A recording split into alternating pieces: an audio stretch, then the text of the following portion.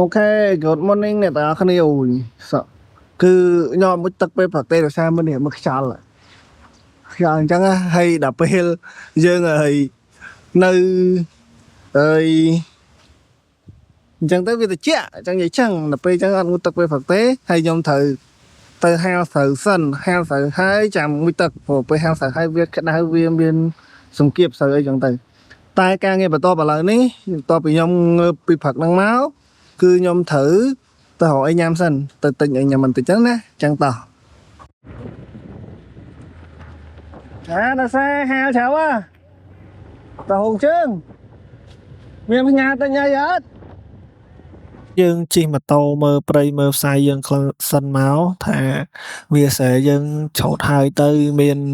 សល់ច្បងសល់អីនៅក្នុងនឹងខ្លះទៅយើងមើលមានអឺស្រូវយើងចេញផ្លែមានខ្យល់មកពីជើងត្រជាក់អញ្ចឹងទៅហើយយើងជិះម៉ូតូមើលទេសភាពបន្ថែមទៀតទៅជាធម្មតាបើកាលខ្ញុំនៅទូចអីខែអស់នឹងអីរត់ខ្លែងឡើងអាយះជើងហើយដោយសារតែវាផេសកា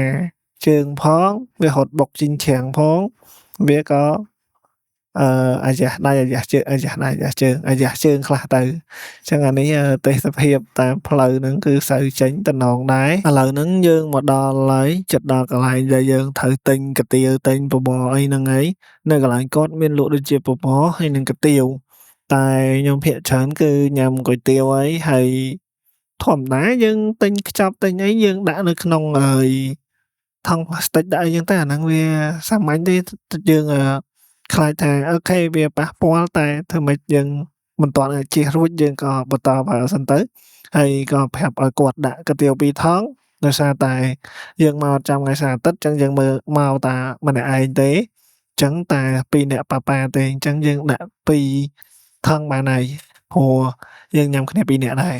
ហើយបន្ទាប់មកយើងឆ្លៀតឆែកទូរស័ព្ទមើលសារមើលអីអញ្ចឹងទៅ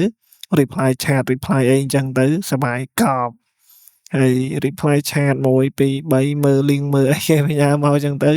ចេះតែឆែកទៅគណៈពេលដែលយើងកំពុងរង់ចាំគាត់រៀបចំកាទៀវនឹងឲ្យយើងដែរហើយកាទៀវកន្លែងគាត់ក៏តម្លៃគួរសមរសជាតិក៏អូខេដែរយើងអាចញ៉ាំបានហើយបន្ទាប់មកយើង reply chat មួយទៀតហើយពេលហ្នឹងពេលព្រឹកហ្នឹងគឺថ្ងៃបើកចែងចាំងល្អតែម្ដងមើលទៅវាឡើងស្រឡះហ្មងណាហើយដោយសារថ្ងៃហ្នឹងអឺវាជាថ្ងៃមិនមែនជាថ្ងៃចុងសប្តាហ៍អញ្ចឹងទៅអ្នកនៅផ្ទះតិចអញ្ចឹងទៅអត់សូវមានភ្ញៀវនៅញ៉ាំហ្នឹងច្រើនដែរទេដោយសារតែភាគច្រើនគាត់ធ្វើការធ្វើអីអញ្ចឹងអស់ទៅនៅសល់តែអ៊ំអីដែលគាត់អត់ទាន់ទៅណាទៅណីអញ្ចឹងទៅគាត់ក៏មកញ៉ាំកាទៀវញ៉ាំបបរអីអញ្ចឹងណាចឹងយើងក៏រៀបចំបន្ថែមទៀតហើយមើលថែមគ្រឿងថែមអីចឹងទៅដាក់ម្ទេស2-3ស្លាបព្រាអីចឹងទៅដោយសារតែម្ទេសហ្នឹងពេលដែលយើងត្រាំយូរទៅវាអត់ហឹរចឹងយើងញ៉ាំ2-3គ្រាប់បានវាហឹរចឹងថែមក្រូចថែមអីចឹងទៀតមកដើម្បីឲ្យវាមានរសជាតិជូរហើយការប៉ិតក្រូចហ្នឹងគេដាក់ទៅចាំច្បាច់នៅពេលដែលយើងញ៉ាំក្រូចឯប៉ុន្តែចេះតែខ្ជិលដោយសារតែពេលដាក់ទៅអាទឹកវានឹងក្តៅទៅវាឆ្អិនក្រូចហ្នឹងទៅវាបាត់បង់អាជាតិជូរនឹងអស់ពាក់កណ្ដាលដែរចឹងអាពេលហ្នឹងដូចជាបានមីមួយជាមួយនឹងកាទៀវមួយដោយសារតែខ្ញុំទៅនឹងថ្ងៃហើយវាចូលម៉ោង8ជាងហើយដឹងរវល់តាដេកយូរពេកចឹងក៏រៀបចំ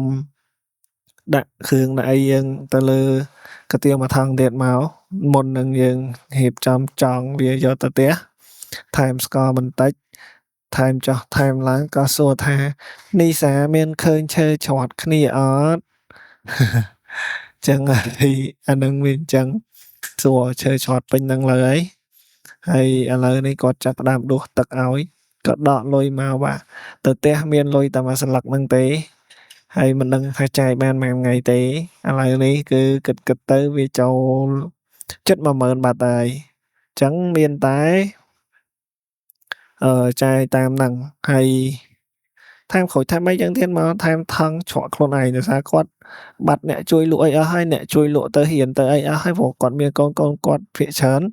ថ្ងៃសៅរ៍អាទិត្យភ្ញៀវច្រើនអីចឹងទៅកូនគាត់នៅផ្ទះជុំគ្នាទៀតជួយលក់គាត់តែដល់ពេលថ្ងៃនេះថ្ងៃគេរៀនថ្ងៃគេធ្វើការអញ្ចឹងអត់សូវមានមនុស្សទេអត់មានអ្នកជួយដែរចឹងក៏គាត់លក់ម្នាក់ឯងចឹងយើងជួយសវិសគាត់ខ្លួនឯងខ្លះទៅដើម្បី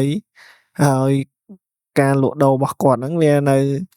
រលូនណាវាលឿនណាវាអត់មានស្ទះការងាររបស់គាត់អញ្ចឹងយើងរៀបចំដាក់ចោលមកព្រោះយើងធ្លាប់ឃើញគាត់ចង់គាត់វិចខ្ចប់អីអញ្ចឹងដែរអញ្ចឹងអាឡែងទិញអីហ្នឹងយើងមានប៉ុណ្ណឹងហើយយើងក៏ត្រឡប់មកផ្ទះវិញដែរពេលដែលយើងទិញហើយប៉ុណ្ណឹងអញ្ចឹងអូខេឥឡូវអាប់លុយមួយបានលុយគ្រប់ហើយយើងក៏ចេញមកផ្ទះយើងវិញអូខេឥឡូវហ្នឹងទៅទិញកាទៀវហើយខ្ញុំញ៉ាំអីហើយខ្ញុំថែមអាវម្សិលមិញមួយព្រោះទៅយើងទៅហាលស្រូវទាំងអស់គ្នានេះទាំងអស់គ្នាទៅហាលស្រូវតែខ្ញុំទេចង់និយាយចឹង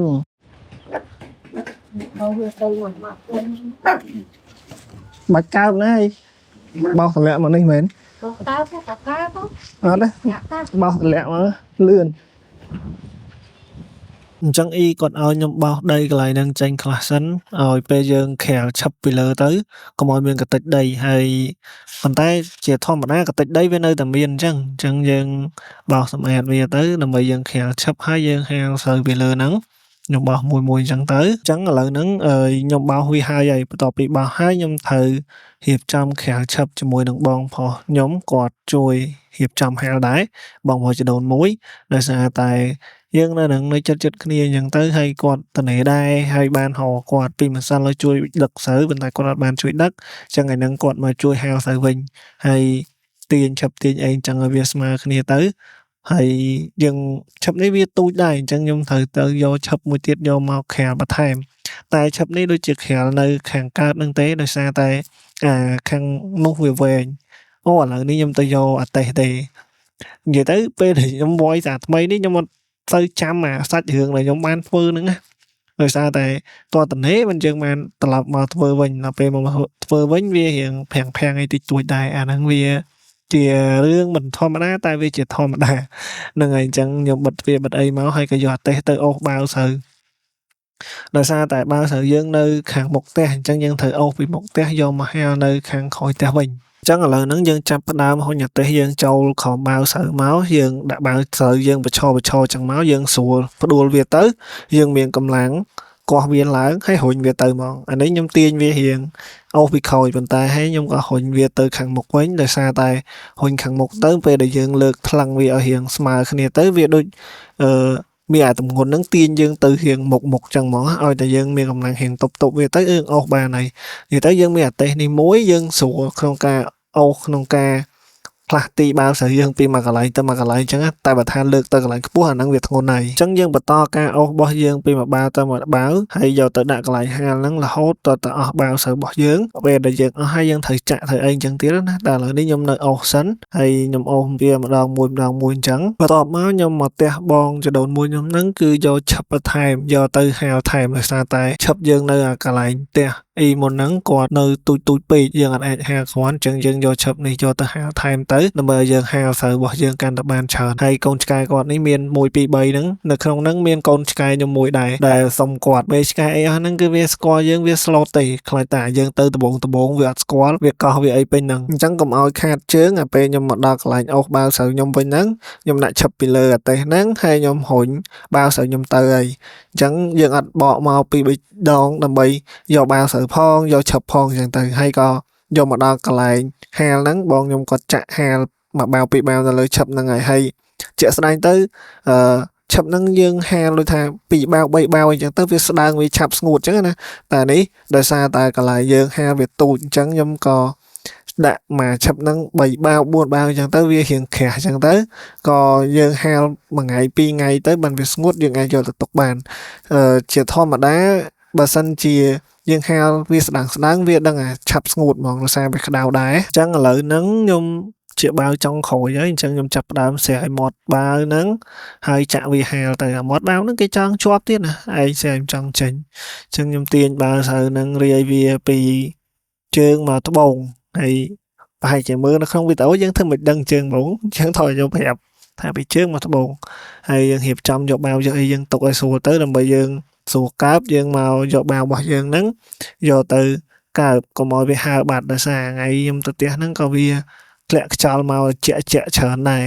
អញ្ចឹងឥឡូវខ្ញុំចាប់ផ្ដើមវីស្រូវហ្នឹងគឺស្រួលតែអត់មានអីបែកទេដោយសារតែយើងមានអានាស់មានគេហៅគ្នាវីស្រូវអញ្ចឹងមែនខ្ញុំអត់ច្បាស់អា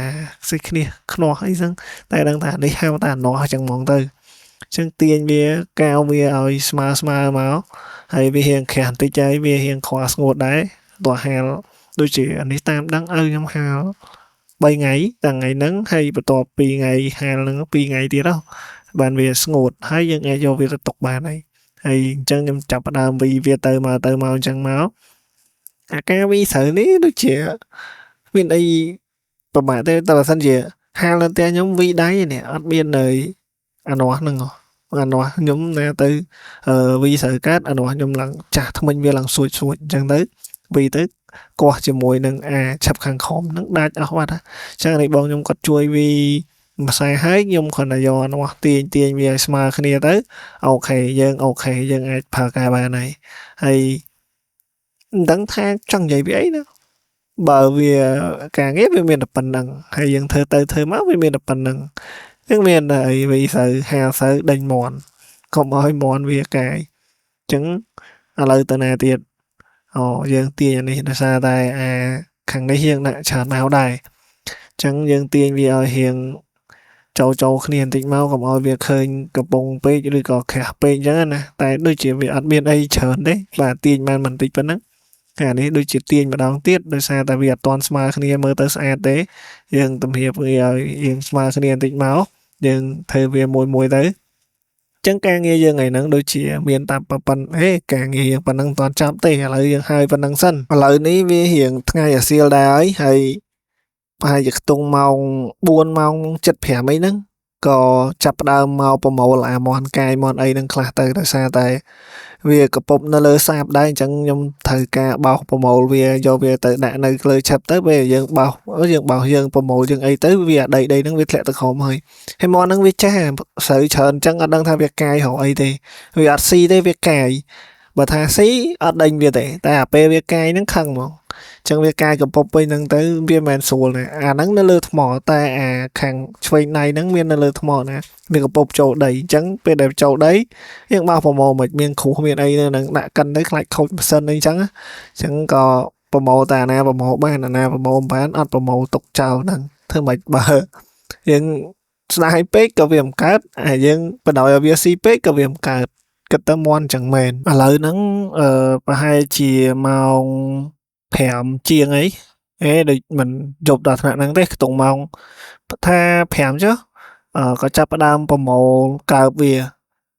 មិនខាប់ទេប្រមូលវាសិនប្រមូលវាទុកសិនដោយសារតែយើងត្រូវហាលស្អែកនៅកន្លែងហ្នឹងដដែលអញ្ចឹងបើសិនជាយើងកើបយើងត្រូវហត់ដឹកចាក់ទៅមកឬក៏ត្រូវច្រកបាវច្រកអីអញ្ចឹងណាអញ្ចឹងឥឡូវយើងគ្រាន់តែប្រមូលហើយទុកនៅហ្នឹងសិនហើយខ្ញុំគាត់ប្រមូលជើស្រូវនឹងចេញទៅមានមានស្ទៃអីចឹងទៅតែអាហ្នឹងបើសិនជាយើងមានខ្យល់ក៏យើងធ្វើលឿនដែរយើងហួយវាមួយសាសិនទៅហើយចាំយើងស្ទៃតាមក្រោយក៏បានដែរអូយឥឡូវហ្នឹងគឺថាយើងហាលស្រូវយើងហើយយើងប្រមូលវាទុកអញ្ចេះសិនដោយសារតែស្អែកយើងត្រូវហាលបន្តទៀតឥឡូវហ្នឹងយើងទៅបេះត្រកួន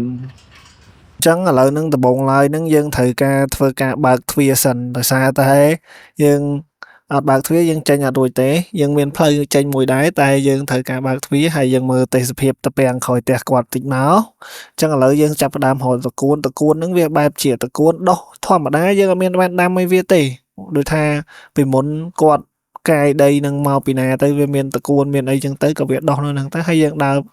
បោចតងវាវែងនឹងបេះយកតែចុងវាចឹងទៅតែតកួននេះជ័រច្រើនណាស់តើបេះឲ្យត្រាំទឹកវាមកសតុះអីទៅបានវាបាត់